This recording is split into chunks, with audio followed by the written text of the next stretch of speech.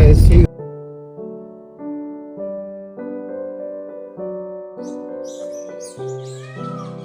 ওই যে তোর বরাবরের উড়ানোর স্বভাব। ওকে ধরো, এবার সাপ আছে বলে।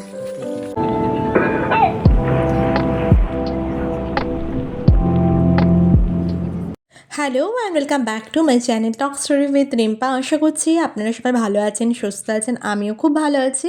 তো এর আগের দিনের ব্লগে বলেইছিলাম যে আমরা অলরেডি ঘর থেকে মাথায় একদম বৃষ্টি নিয়ে আমরা বেরিয়েছিলাম।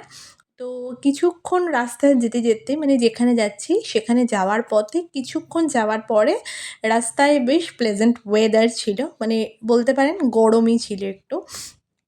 হালকা ফুলকো বৃষ্টিও পেয়েছিলাম যত এগিয়েছিলাম। তো মোটামুটি রাস্তার মাঝখানে মানে যে ডেস্টিনেশনে পৌঁছে গিয়ে আমরা একদম খাওয়া দাওয়া করে একদম হোটেলে ঢুকেছিলাম। কারণ ওখান থেকে আবার যেহেতু আমরা সকালে বেরিয়েছিলাম আর দুপুরটা প্রায় হয়েই গেছিলো, লাঞ্চের টাইম হয়ে গেছিলো। তারপরে লাঞ্চ ফাঞ্চ করে আমরা লাগেজ রেখে আবার আমাদের মানে যেখানে গিয়েছিলাম সেখান থেকে আবার বেরিয়ে গেছিলাম। রাস্তাঘাট দেখে বোঝাই যাচ্ছে যে অলরেডি এখানে এক পশলা বৃষ্টি হয়েই গেছে, বৃষ্টি হয়ে গেছে। তো এবার আমরা ফাইনালি যাব হচ্ছে যেখানে গেছি সেখান থেকে আরেকটা ফেমাস জায়গা আর কি যাব। তো গিয়ে জায়গাটার নাম বলছি আর কোথায় গেলাম সেটাও জানাচ্ছে। তো ভিডিওটার সঙ্গে থাকতে হবে, আর স্কিপ না করে ফুল ভিডিওটা দেখতে হবে। আশা করছি ভিডিওটা ভালো লাগবে। হ্যাঁ, এরকমই উড়বে, দেখি আর সাফারি করবি যখন।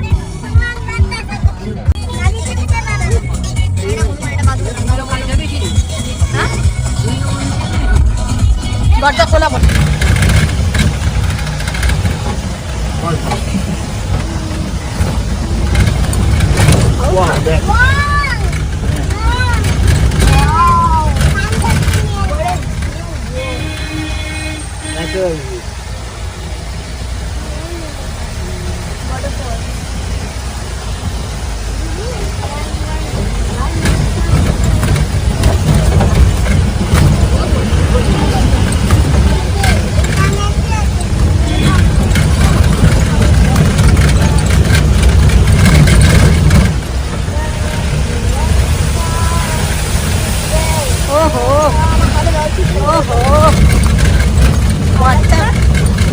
জঙ্গল বর্ষায় খুব সুন্দর লাগে, কিন্তু রিক্সিও।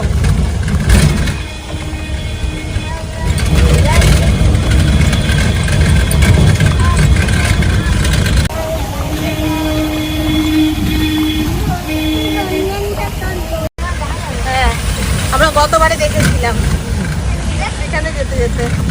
তুইও তো ছিলি হরিণ ছিল, কিসে ছিল, নীলগাই দেখেছিলাম।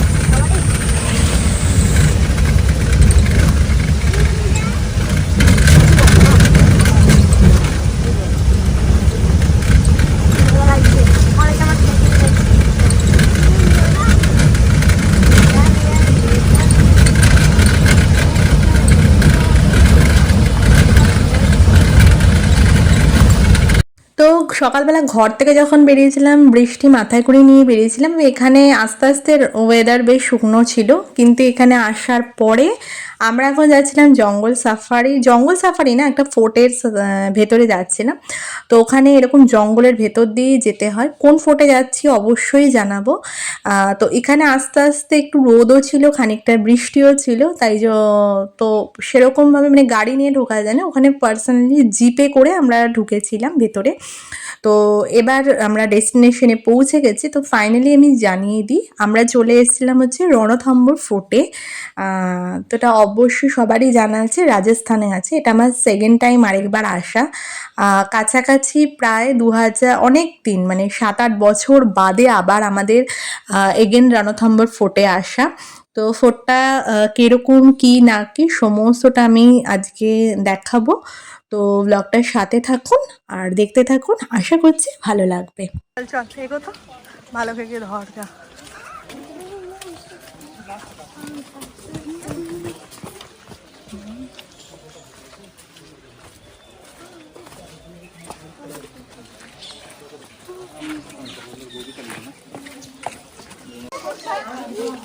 ও তো ফোর্টে যখন পৌঁছলাম তখন বেশ বৃষ্টি পড়ছিল আর কি, প্রায় মানে চারিদিক কাদা কাদা হয়ে গেছিলো, কিন্তু একটু পরেই বৃষ্টি থেমে যাওয়ার সঙ্গে সঙ্গে রোদ উঠে আবার গরম হচ্ছিলো, যার জন্য আমি উঠার সময় আর কোনো ভিডিও নিতে পারিনি। এখন আপাতত আমরা যাচ্ছি হচ্ছে গণেশের মন্দিরে, তো ওখানে গিয়ে আর কি কি করছি আর ফোর্টের ভেতরটার কি কি আছে সমস্তটা শেয়ার করব। বাঘ আছে, ধরে নেবে। কি করছি তোদের, আমি পড়ে যাব হাঁটছি আমি ঠিক করে হাঁট না ঠিক করে এত করে হাঁটছিস না ঠিক করে বাবু পড়ে যাবে কিন্তু। ঠিক আছে, ঠিক করে।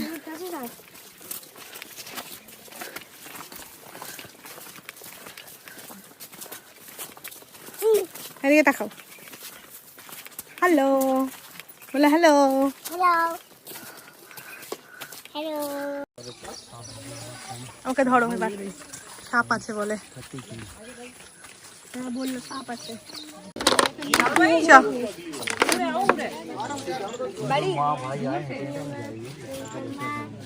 চা চা চা চা।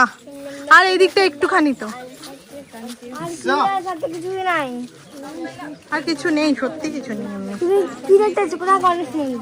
ওই ভেতরটায় আছে।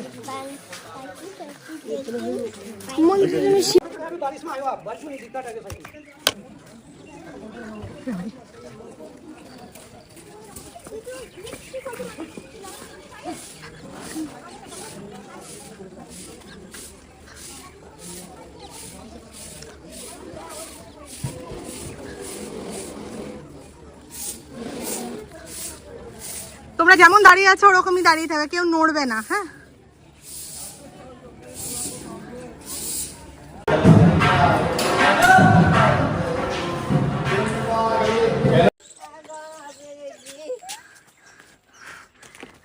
কি হয়েছে সোনামা? কি ভাল লাগছে গ্রিনটা, তো কি ভাল লাগছে তোমাদেরকে। যাচ্ছি সেরকম। ওই যে তো মোটামুটি আমাদের গণেশ মন্দির দেখা কমপ্লিট, আর এবার আমরা ফোর্টের থেকে নিচের দিকে নামছি। তো এই হচ্ছে পুরো ফোর্টের এরিয়াটা, একটুখানি অংশ দেখালাম। তো ফোর্টের ওপর থেকে নিচে নামতে গিয়ে এইটি দেখতে পেয়েছিলাম, এটা হচ্ছে ময়ূরী, যার জন্য এর কোনো পাখনা নেই আর কি, সম্ভবত ময়ূরীর পাখনা থাকে না। আরও একটা জিনিসের দর্শন পেয়েছিলাম, সেটাও দেখাচ্ছি। ময়ূরের পাখনা, তো এই হচ্ছে সেই চমৎকার জিনিসটা আমরা দেখতে পেয়েছিলাম। এর আগেও রণথম্বর ফোর্টে যখন এসেছিলাম তখন দেখেছিলাম, কিন্তু এইবারে যে আবারও দেখতে পারবো ভাবিনি, বাট এইবার লাকিলি আমরা দেখতে পেয়ে গেছি। একটা নয়, দুটো ময়ূর, তিনটে ময়ূর দেখেছিলাম। একটা বাড়ির ওপরেও ছিল, একটা গাছের ডালে ছিল। বেশ অন্যরকম একটা এক্সপিরিয়েন্স। ও আসবে না তোমার কাছে।